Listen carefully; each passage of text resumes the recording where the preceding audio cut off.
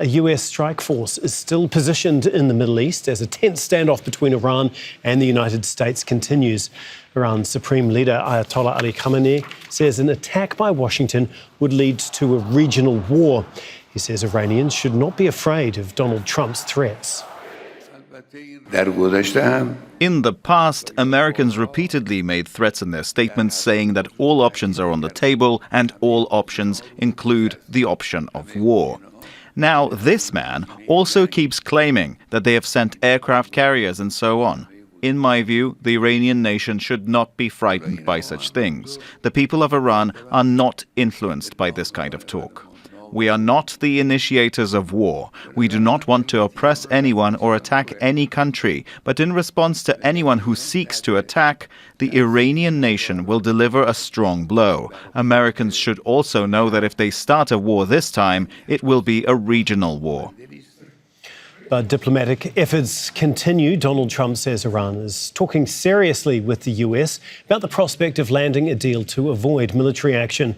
Trump said he hopes they will secure something that is acceptable for both countries. The US president has threatened to take military action against Tehran in response to a deadly crackdown on anti-government protests.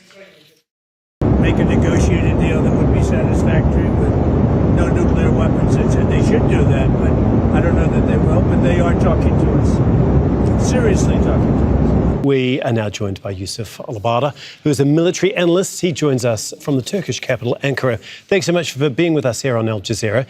First of all, how do you assess where things stand right now? On one hand, we've got Donald Trump saying that Iran is talking seriously with the United States, but then we hear from Iran's supreme leader saying any military action is going to lead to a full regional conflict. Yeah, in any case, Iran is open to all kinds of negotiations and suitable for such kind of negotiations at the very critical time.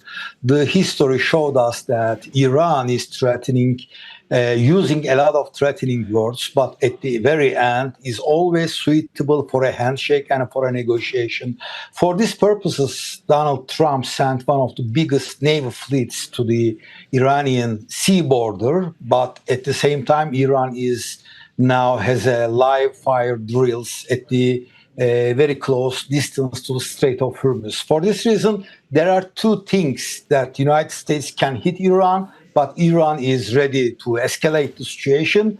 But at the back door, they are ready for any kind of negotiations. The Minister of Foreign Affairs of Turkey the day before yesterday made lots of connections with the Iranian counterparts.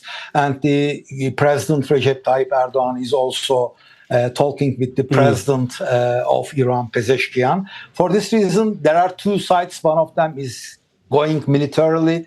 The other side is going a backdoor diplomacy in order to prevent clashes in between the United States and Iran. Right. You brought up these live fire drills that the Revolutionary Guard saying the Navy's carrying out. Can you just talk us through just how significant they are, especially as it appears they're going to be doing it in the Strait of Hormuz?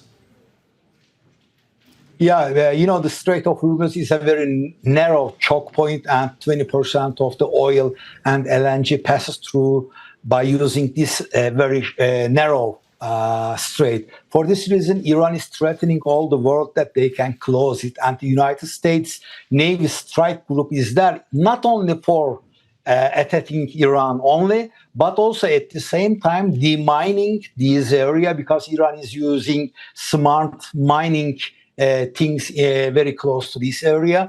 For this reason, Iran's Navy drill is something like a muscle flex and trying to threaten the United States, not threatening the existence of the United States Navy fleet, but threatening its safety, because Iran has fast attack gunboats, which is on the sea, and there are more than 1,000 fast gunboats, especially in this area, right. And they can harm the United States Navy fleets in this area. For this reason, U.S. Navy's existence not in the danger, but its safety is in danger. OK, thanks so much, Yusuf, for talking us through all of that. We'll have to leave it there for the moment. We do appreciate your time. Yusuf Alabarda for us there in Ankara.